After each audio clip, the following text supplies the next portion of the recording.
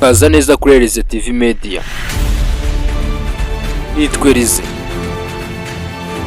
Amakuru mashya, ibiganiro, amateka n'ibyegeranyo bizwaho nanjye Elize kuri Elize TV Media. Ndagusuhuje wowe utezereza TV Media amatwi. Mwite Danidora, akaba ari umusore wavuye mu itsinda rya Muriyogizikidi. Yararirimbye, yarabyinnye bikomeye cyane, yabakoreye ibitangaza, gusa nyuma yo ntibaje kumvikana kubijyanye n'imyigire ye. Nibwo Danidora rero yaje gutandukana na Muriyogizikidi. Nubwo benshi batagiye babyishimira, abandi ntibabigaruke, abandi bakababazwa nuko batandukanye. Yagiye gukora ku giti cye, ndetse kandi aza nawe no kuzamuka akora indirimbo zitandukanye, harimo izitwa Ndabona, Bombe ndetse n'Amashimwe. Ubwo kandi nanone ntago Muriyogizikidi nabo bicaye, barakomeje barakora, bajya muri Armenia, bavuye muri Qatar, batembera amahanga yose, bakoze ibikorwa byabo byinshi cyane, bakomeza kubipromotinga ku mpande zombi. Bose bagiye bazamuka ndetse bakomeza no kwamamara ku buri muntu ku giti cye. Nyuma y'uko rero witwa Danidora atandukanye na Muriyogizikidi, buri muntu akajya gukora ku giti cye, buri muntu yakomeje kugenda asohora ibihangano bye. Danidora rero wabaye umuhanzi ku giti cye, yaje kuza mu nyubako zitandukanye cyane, harimo iyo bita The Rich Record, ndetse kandi hakazamo n'izindi bita Passions Music, akaba ari bamwe mu bamufasha gusohora audio na video. Akaba rero ari umuhanzi ukunzwe cyane, kandi ibihangano bye bikaba biri kurebwa na buri umwe wese. Birababaje cyane kwa butazi indirimbo yitwa Amashimwe, Bombe, Ndabona. Danidora rero yakomeje kwihiringa ku giti cye. Muriyogizikidi nubwo batari bakiri kumwe, ubuzima bwatangiye kumugora. Benshi cyane batangiye gupostinga video zimusebya, abandi bakomeza kugenda bavuga bati subira muri Muriyogizikidi, ugiye gusaba imbabazi, urabikwiye rwose kubera yuko ubuzima urimo buragushaririye. Danidora akomeza gufunga umwuka, yakomeje gukora ku giti cye kugeza na n'uyu munsi wa none. Ikintu nyamukuru rero tugiye kuganira ku mashusho yakwirakwijwe ku mbuga nkoranyambaga zirimo Instagram, TikTok n'ahandi, ndetse n'andi maposti akomeje gukureta n'abantu bakomeza kugenda bavuga ko witwa Danidora yagarutse muri Muriyogizikidi. Ese ni ibiki bari kugenda batangaza kuri ino nkuru? Ese koko byaba ari ibya nyabyo? Ese ni scam? Ese Danidora byari prank yo kuva muri Muriyogizikidi nk'uko bakomeza kubivuga? Ibyo usabwa ni ugutera agatebe ukicara tukaganira. Nimba amaze gukora subscribe, ukaba warakoze like, share na comment kugira ngo ujye ubasha kubona ibindi biganiro byacu bikurikira, ndagushimiye. Hanyuma rero kanze tubyinjiremo dusesengure buryo bw'uki bwose bakomeje kugenda bavuga ko Danidora yagarutse muri Muriyogizikidi, ndetse akaba agiye no gukomeza kubana n'umubyinnyi wayo, ndetse kandi akayibera n'umuririmbyi nk'uko byakomeje kugenda bigarukwaho n'abantu bamwe na bamwe.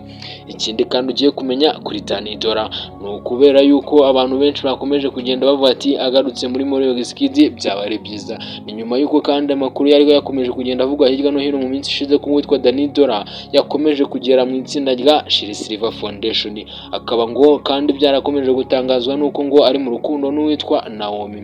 Bidasubirwaho rero abantu bakaba bari kuvuga bati Danidora yinjiye mu itsinda rya Muriyogizikidi, abandi bagenda bapostinga bavangura kaza neza ngo twishimiye kugaruka kwawe. Gusa ibyo byose ngiye kukwereka ukuri kwabyo, nkwereke imva n'imvano yabyo, nkwereke icyatumye biba n'ikigamijwe kuri izo post zose muri kubona.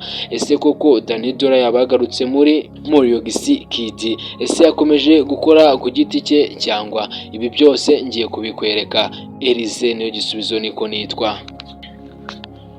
Ubundi abantu mukoresha imbuga za TikTok ndetse Instagram, Twitter, Facebook n'ahandi, mumenyereye kuzajya mubona inkuru n'amaposti atandukanye, abantu bakomeza kugenda bagaruka ku bintu byinshi cyane bitandukanye, aho usanga bafashe nk'umuhanzi bakandikaho ko yapfuye, abandi bakagenda bafata abantu b'ibikomerezo bandikaho ngo rest in peace, ruhukira mu mahoro, biba bisobanuye ko bapfuye, gusa ntabwo biba ari ibya nyabyo. Izi nkuru none zikomeje kugenda zivugwa ku mihanda, zikaba zikomeje kugenda kugenda zitangaza ko umuhanzi Danny Dora ngo yaba yagarutse muri Wizkid baje gutandukana. Ibyo byose nkaba nkumenyesha ko rwose ari ibihuha, abantu benshi bakomeje kugenda babigarukaho, gusa ni bamwe muri ba bantu baba bashaka views. Abantu bakomeje kugenda binjira muri bino bakomeje kuvumbura yuko ari abantu bagamije kwibonera amafaranga yo muri media, ndetse kandi ngo bagakomeza kuzamura imbuga zabo nkoranyambaga bagendeye ku izina rya Danny Dora bitwaje yuko akunzwe. Yewe rero nabasezeranyije yuko buri muntu wese uzajya uza hano kuri Elise TV Media nzajya mubwira ukuri n'umucyo kw'ibiba biri kuvuga, ndetse kandi nkanamubwira aho bigeze, nkamubwira ese niki kiri ukuri, ese niki kitari ukuri. Ubwo rero nkaba ngiye kukumenyesha nyine ukuri kuri ibi bintu bakomeje kugenda baba kuri Danny Dora bavuga ko yagarutse muri Wizkid, ntago ari ibya nyabyo, ndetse n'abandi bakomeza kugenda bavuga ngo byari prank kuva muri Wizkid barababeshya, ahubwo ikintu cya nyacyo bari gukora nibo bari gukora prank bavuga ko Danny Dora yagarutse muri Wizkid. Danny Dora yakomeje kugenda aririmba ku giti cye, akomeza kugenda ahura n'abandi baterankunga batandukanye, akora ibiganiro bye ndetse akomeza gukina n'amavideyo yiwe ku giti cye, yaba ku rubuga rwa TikTok na Instagram. Danny Dora rero yakomeje gusohora indirimbo, ndetse kandi akaba ari no mu ndirimbo ari no mu bahanzi bakomeje kurekura indirimbo nziza. Ibi bikorwa bye byose bikaba bikomeje gukundwa, aho amaze kugira ibihumbi hafi 70 ku ndirimbo ze 3.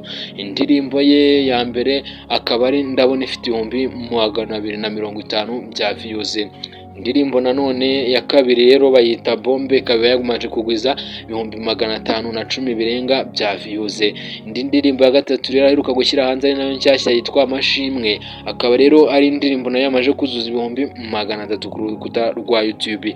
Danny Dora rero n'umuhanzi umeze neza cyane, ariko kandi nanone murekane nabo ngabo bari gukomeza bababwira ko uwitwa Danny Dora agarutse muri Wizkid.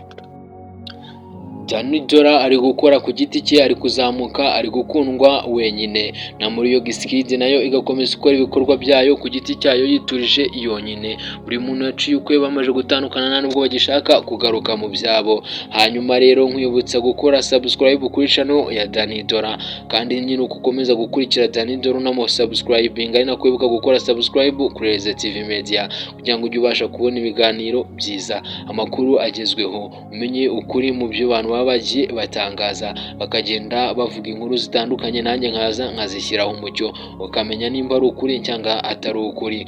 Rero nkwibutsa gukora subscribe, njye uteze amatwi kandi ukaba uri no kumva nitwe Elise niyo gisubizo. Nkwibutsa Elise TV Media YouTube channel niko yitwa. Mugire ibihe byiza kandi Imana ibarinde. Kaza neza kuri Elise TV Media, nitwe Elise.